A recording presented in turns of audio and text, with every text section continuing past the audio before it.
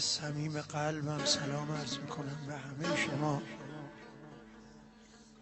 من کیم که سلام کنم؟ صلی الله علی الباکین.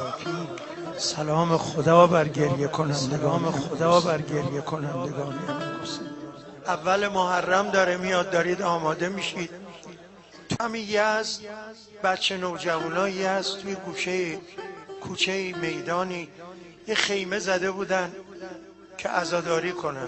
پول نداشتن آقا دعوت کنن، شام بدن. اومدن پیش یکی از تجار یزد، گفتن آقا ما میخوایم حاج آقا عزاداری کنیم، پول نداریم. گفت هر چی بخواید این دست چک منو بگیرید، هر چی میخواید بنویسید، کم ننویسید، باید مجلستون آبرومند باشه.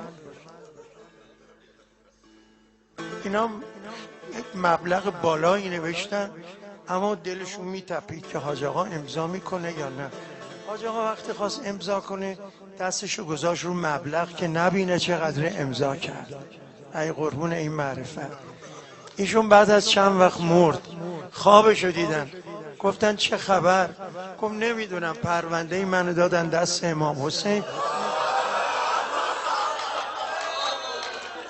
آقا روشو برگردوند امضا کرد.